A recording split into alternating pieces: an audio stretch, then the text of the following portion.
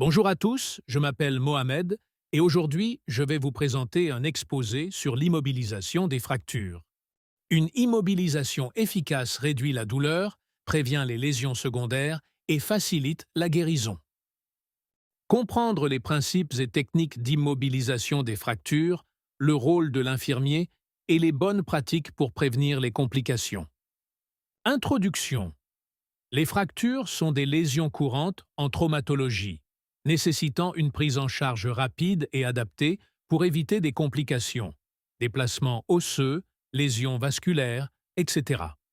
L'immobilisation est une étape clé, que ce soit en préhospitalier, aux urgences ou en suivi.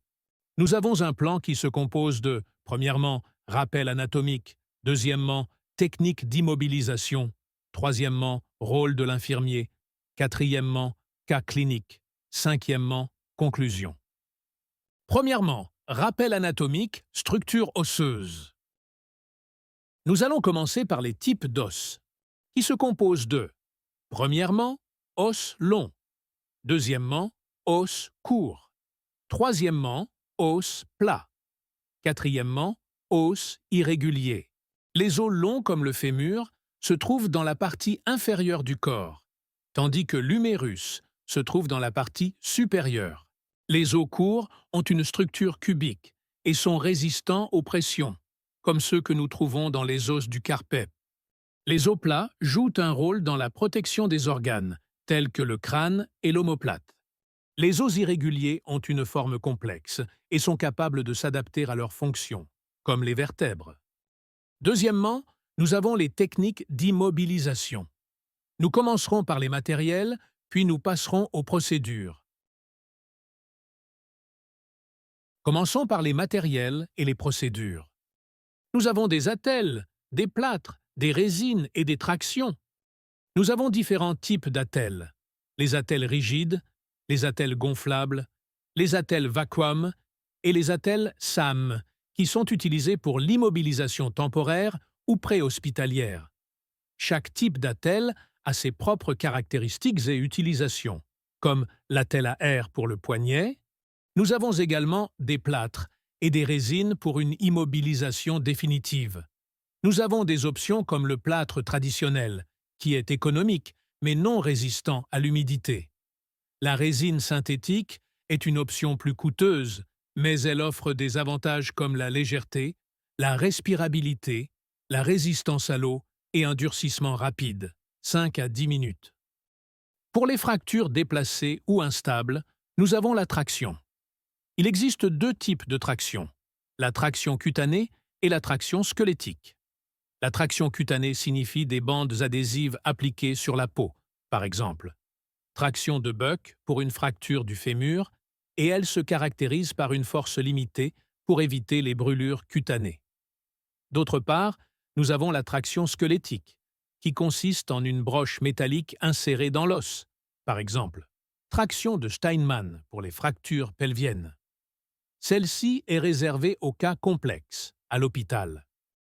Dans la partie concernant les procédures, nous avons 3 étapes à suivre. Tout d'abord, commencer par l'évaluation initiale où nous devons vérifier les signes neurovasculaires, pouls, sensibilité, température, mobilité et rechercher des plaies, fractures ouvertes. Deuxièmement, nous avons la préparation, où il est nécessaire de respecter les règles d'asepsie, lavage des mains, port de gants, et de choisir le matériel adapté à la fracture et au patient. Enfants, personnes âgées et le reste. Troisièmement, et enfin, nous avons l'application de l'attelle plâtre, où il faut protéger les points de pression, ouate, bande molletonnée, et immobiliser l'articulation au-dessus et en dessous de la fracture, par exemple. Poignet, attelle incluant coude et main. Finalement, surveiller la tolérance, douleur, compression, œdème. Dans cette partie, nous allons découvrir les techniques par localisation. Par exemple, dans le cas du bras humérus, nous utiliserons une attelle en U, du coude à l'épaule, ou une écharpe. Pour l'avant-bras poignet, nous appliquerons une attelle antérieure avec une écharpe. Dans le cas de la jambe ou tibia, nous utiliserons une attelle vacuum ou une attelle de traction. Enfin, pour la cheville, pied, nous opterons pour une attelle en L ou une botte plâtrée. Le choix se fait en fonction de la localisation de la fracture. Dans cette partie, nous allons aborder le rôle de l'infirmier. Nous examinerons deux aspects principaux: évaluation et surveillance.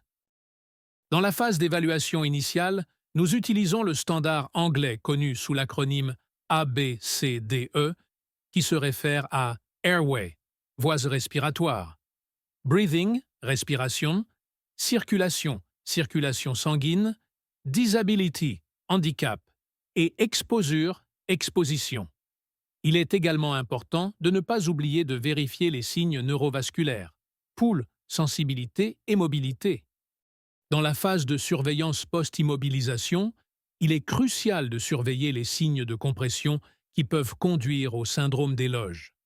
Il faut également être vigilant quant aux escarres sous-attelles, plâtres et aux infections qui se manifestent par des signes tels que chaleur, rougeur et œdème. Dans la partie des cas cliniques, nous allons étudier un cas de fracture et le traiter en suivant les étapes que nous avons vues précédemment. Dans le cas clinique que nous allons étudier, nous avons un patient de 25 ans, footballeur, qui a subi une chute avec torsion violente de la jambe. D'abord, nous procédons à la présentation clinique. Douleur aiguë, déformation visible du tibia, incapacité à marcher, pas de plaie ouverte, fracture fermée. Pouls pédieux palpable, mais sensibilité diminuée au niveau du pied. Ensuite, viennent les actions de l'infirmier. Vérification des voies respiratoires, état circulatoire, pas de signe de choc. Vérification du pouls, de la capillarité et de la sensibilité. Risque de lésion du nerf fibulaire. Immobilisation avec une attelle vacuum, adaptée à la morphologie de la jambe, maintien de l'alignement. Application de l'attelle sur la peau protégée par un bandage molletonné. En conclusion, la prise en charge des fractures par immobilisation est un acte infirmier essentiel en traumatologie, alliant technicité, vigilance et empathie. Voici les points clés à retenir. Il est crucial d'assurer la rapidité et l'adaptation, l'évaluation continue, l'éducation du patient, la prévention des complications, ainsi que l'innovation et le travail d'équipe. Merci beaucoup pour votre attention. C'était Mohamed Chiloul avec une présentation sur l'immobilisation des membres fracturés.